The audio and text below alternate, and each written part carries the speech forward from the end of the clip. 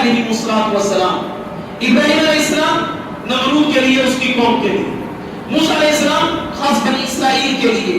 صالح علیہ السلام خاص قوم سمود کے لیے. لوط علیہ السلام خاص قوم عاد کے لیے. لیکن سرکار دو عالم صلی اللہ علیہ وسلم کو قرآن کریم میں اللہ تعالیٰ نے فرمایا وَمَا أَرْسَلْنَاكَ إِلَّا كَافَةً لِلنَّاسِ بَشِيرًا وَنَذِيرًا.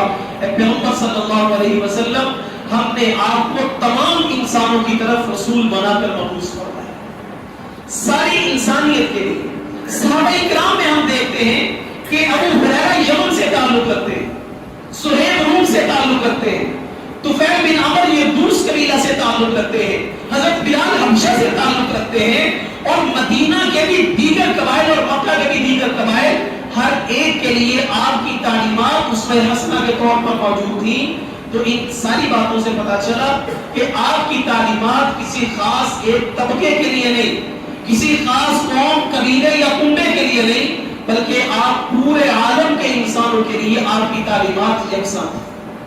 تیسری چیز اس میں یہ ہے کہ وہ تعلیمات مکمل ہوں، ان میں کوئی کمی کوتاہی نہ ہو، کوئی نقص نہ ہو.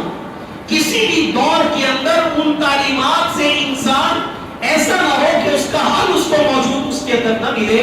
تو آج تک 1445 ہجری یہ چل رہی ہے، اب تک جتنے بھی جدید مسائل پیش آئے، جتنے بھی معاملات پیش آئے، اللہ اور اس کے رسول کی تعلیمات کے اندر ان کا حل اہل علم نے امت کے سامنے محنت کر کے لا کے پیش کیا.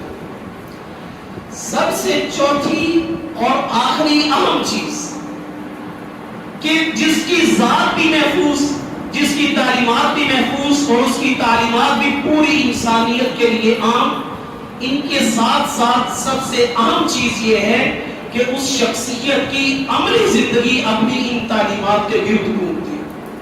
ان تعلیمات سے اس کی اپنی شخصیت نہ نکلی ہو، عملی طور پر اس شخصیت نے ان اپنی تعلیمات پر عمل کر کے دکھایا ہو. تو ان چار بنیادی اصولوں کی روشنی میں جب ہم دیکھتے ہیں تو پھر عالم انسانیت میں ایک محمد رسول اللہ صلی اللہ علیہ وسلم کی مبارک ہستی ایسی نظر آتی ہے کہ جو اپنے نمونہ ہونے کے اندر پورا کامل ہونے کی حیثیت رکھتی ہے. قرآن کریم کے اللہ تعالیٰ نے کئی جگہ پر آپ صلی اللہ علیہ وسلم کی اطاعت کو اپنی اطاعت قرار دیا ہے. من یطع اللہ ورسولہ، من یطع اللہ ورسولہ فقد فاز فوزا عظیما. من یطع اللہ والرسول فاولئک مع الذین انعم اللہ علیہم من النبیین والصدیقین والشہداء والصالحین. آپ صلی اللہ علیہ وسلم کی اطاعت اور اتباع دو چیزیں لفظوں میں تھوڑا سا علمی اعتبار سے فرق ہے. اطاعت کہتے ہیں کسی چیز کے حکم کے ماننے، اتباع کہتے ہیں بالکل پورا سورا اس چیز کے اوپر چلنے کو. مثال کے طور پر کسی آدمی کو کہا کہ مسجد میں تشریف لے آؤ، یہ حکم ہے، کوئی خاص انداز یا کوئی خاص جگہ متعین نہیں فرمائی کہاں سے آنا ہے. وہ مسجد میں جہاں سے بھی آ جائے تو یہ اس کا اطاعت رسول کا جذبہ ہوگا. بعض معاملات میں اتباع مقصود ہے. نماز ہم پڑھتے ہیں، اس میں اتباع ہے، پورا پورا عمل جیسے بتلایا ہے. 2 رکعت جمعے کی فرض 2 ہی پڑھی جائے، ظہر کی 4 فرض 4 ہی پڑھی جائے، جس انداز سے تلاوت کرنی وہی کی جائے. بعض معاملات میں اطاعت رسول بھی کافی ہے. حلال کھاؤ، کس کو کی گائے میں بتاؤ، بس حلال ہو. کیا کھاؤ، بس حلال ہو، حلال انداز ہو، حلال کمائی ہو، حلال طریقے سے پکایا گیا ہو. بعض چیزوں میں اتباع کا اہتمام لازم ہے. اس اتباع کے معاملات کے اندر انسان کو سرکار دو عالم صلی اللہ علیہ وسلم کی بھی سنت سے بڑھ کر کوئی طریقہ معلوم.